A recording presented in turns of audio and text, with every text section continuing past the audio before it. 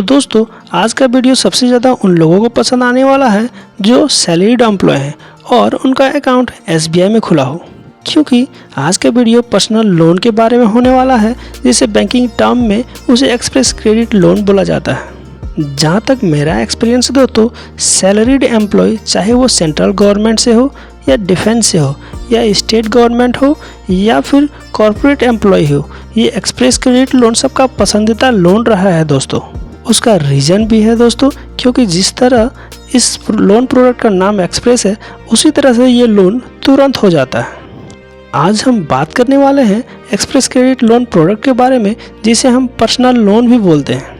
आज हम इस लोन के बेनिफिट्स के बारे में बात करेंगे, साथ ही इस लोन की एलिजिबिलिटी क्या है उसके बारे में भी बात करेंगे, और हमें ये लोन लेने के लिए क्या क्या डॉक्यूमेंट देना पड़ता है उसके बारे में भी बात कर लेंगे। इस लोन प्रोडक्ट के अंदर मिनिमम और मैक्सिमम लोन कितना हम अप्लाई कर सकते हैं उसके बारे में भी बात कर लेंगे।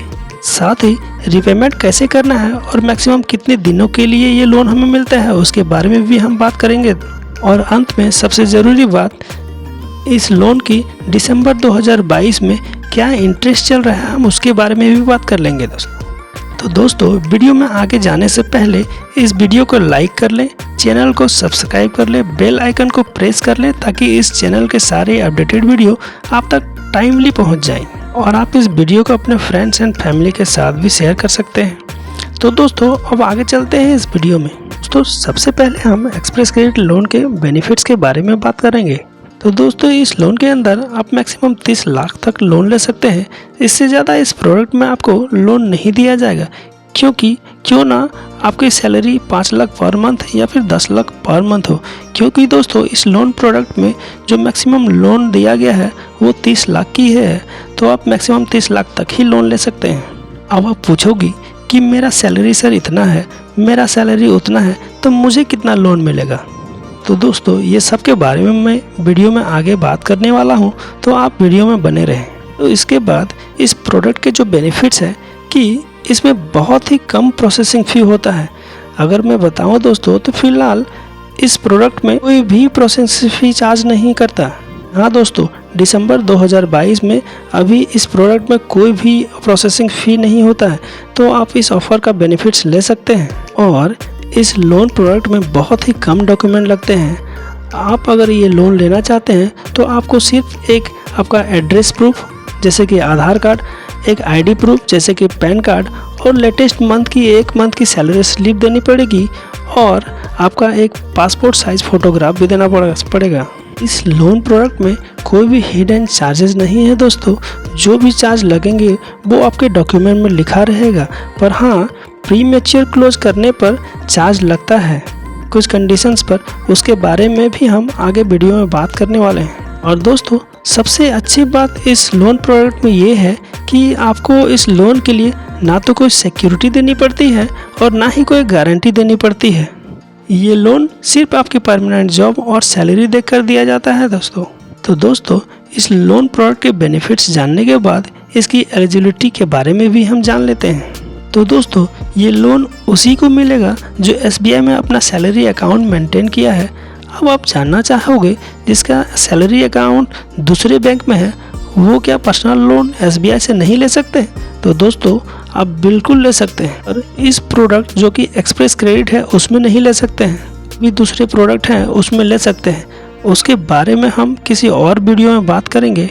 अगर आपको किसी लोन या किसी बैंकिंग से रिलेटेड जानना है तो कमेंट सेक्शन में आप बता सकते हैं, मैं कोशिश करूँगा उस पर एक वीडियो बनाऊँ। अब इस लोन को लेने के लिए आपकी जो मिनिमम मंथली इनकम होनी चाहिए वो है दोस्तों 15,000 रुपये। 15,000 नेट मंथली इनकम है दोस्तों, ध्यान रखें। अगर आपकी सैलरी नेट 15,000 से कम है तो आप एक्सप्रेस क्रेडिट लोन के लिए एलिजिबल नहीं है दोस्तों। अगला जो है वो है EMI NMI ratio less than 50%। मतलब बहुत लोगों को समझ में नहीं आता है दोस्तों, तो आज मैं आसान भाषा में इसके बारे में बताने जा रहा हूँ। मान लीजिए आपका सैलरी 40,000 रुपये महीना है, तो बैंक आपको उतना ही लोन देगी जिससे आपकी EMI 20,000 से कम हो। अगर आपके सैलरी का 75% या 80% EMI में दे रहे हो तो आपका घर परिवार कैसे चलेगा? बहुत सोच समझ कर ये नियम बनाया गया है, पर दोस्तों कुछ ऑनलाइन ऐप हैं और कुछ प्राइवेट बैंक्स हैं जो इस नियम को ठीक से फॉलो नहीं करते और भुगतना कस्टमर को पड़ता है। ने ऐसे भी लोगों को देखा है अपने घर चलाने के लिए दूसरे से उधार लेना पड़ता है। दोस्तों आप इस बात को ध्यान में रखें कि आपका EMI जो नेट सैलरी है उससे 50% से कम हो। इस बात का आप हमेशा ध्यान जरूर रखें दोस्तों। अब EMI NMI के बारे में जानने के बाद हम ये भी जान लेते हैं कि ये लोन आखिर किसे मिलता है। तो दोस्तों ये loan central government employ, state government employ, quasi government employ को मिलता है। साथ ही सेंट्रल PSU को भी मिलता है, एजुकेशन इंस्टीट्यूट वाले एम्प्लॉय को भी मिलता है, सेलेक्टेड कॉर्पोरेट एम्प्लॉय को भी मिलता है। दोस्तों अब हम इस लोन को लेने के लिए क्या क्या डॉक्यूमेंट्स देने पड़ेंगे उसके बारे में भी हम बात कर लेते हैं दोस्तों। तो मैं आपको बता दूं इस को लेने के लिए बस कुछ ही डॉक्यूमेंट लगेंगे, जैसे आपका एड्रेस प्रूफ, एग्जाम्पल के तौर पर आधार कार्ड, और आपका ID प्रूफ जैसे कि pan card, latest 1 month salary slip और एक फोटोग्राफ देना पड़ता है दोस्तों। इसके साथ 10 रुपये का एक स्टैम्प पेपर लगता है जो कि आपसे लिया जा सकता है। इतना से डॉक्यूमेंट जमा करने के बाद आपका लोन का पैसा आपके सैलरी अकाउंट में आ जाएगा सेम डे। दोस्तों हम बात करते हैं कि आपको कितना लोन मिल सकता है और ये कैलकुलेशन कैसे होता है। दोस्तों मिनिमम आपका इस लोन के लिए 25,000 रुपये के लिए अप्लाई कर सकते हैं और मैक्सिमम 30 लाख तक आपको मिल सकता है। बात आती है कि क्या जिसका नेट सैलरी 50,000 या 70,000 है वो भी 30 लाख लोन एक्सप्रेस क्रेडिट में ले सकता है? तो नहीं, आप उतना ही ले सकते हैं जितना आपका EMI NMI में आएगा, और EMI NMI रेशियो मैंने पहले ही बता दिया है। तो दोस्तों आपको जो मैक्सिमम लोन मिलेगा वो आपके लास्ट 6 मंथ्स के नेट सैलरी के एवरेज के ऊपर कैलकुलेट होता है।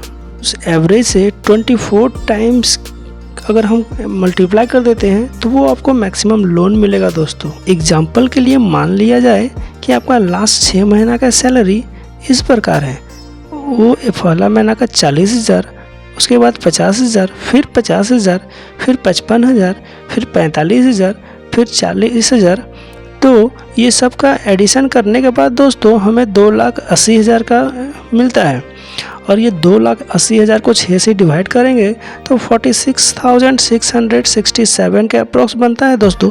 और इसका जब हम लोग 24 टाइम्स करेंगे तो आपको 11,20,000 का बनता है। तो अगर आपका सैलरी इस टाइप से आता है, इतना के लगभग आता है, तो आपको मैक्सिमम 11,20,000 रुपये का लोन मिलेगा दोस्तों। अब आपने लोन तो ले लिया है दोस्तों, तो अब हम इसका रीपेमेंट भी करेंगे। तो वो कैसे करेंगे उसके बारे में भी जान लेते हैं। तो दोस्तों इस लोन के लिए हमें 6 साल का समय मिलता है लोन को चुकाने के लिए। आप चाहें तो 6 साल से पहले भी चुका सकते हैं, पर दोस्तों ध्यान रहे अगर आप समय से पहले लोन क्लोज करना चाहते हैं तो बैंक आपसे थोड़ा पेनल्टी चार्ज भी कर सकता है। पर अगर आप एग्जिस्टिंग लोन को क्लोज करते हैं और न्यू लोन लेते हैं तो उस केस में आपको कोई भी पेनल्टी नहीं देना पड़ता है।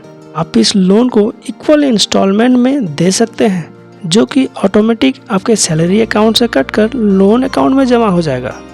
आपको अपने EMI वाले दिन सफिशिएंट बैलेंस भी मेंटेन रखना होगा, नहीं तो आपको पेनल्टी भी देनी पड़ सकती है। अब दोस्तों सबसे ज़रूरी बात कि वो है कि अभी इस लोन के लिए कितना इंटरेस्ट देना पड़ रहा है।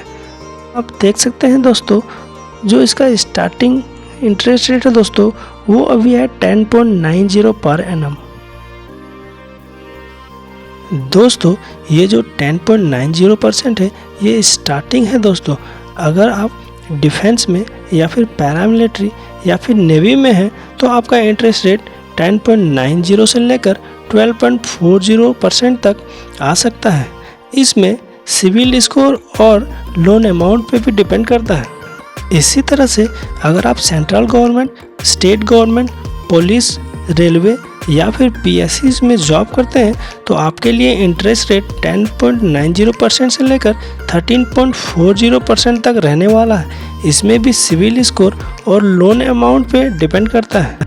और अगर आप कॉर्पोरेट सैलरी होल्डर है तो आपका इंटरेस्ट रेट 11.90% से लेकर 13.90 तक रह सकता है। यहाँ पर भी सिविल स्कोर और लोन अमाउंट पे डिपेंड करता है। तो दोस्तों आज के लिए ये वीडियो काफ़ी है। अगर आपको किसी और टॉपिक पे वीडियो चाहिए तो कमेंट करें।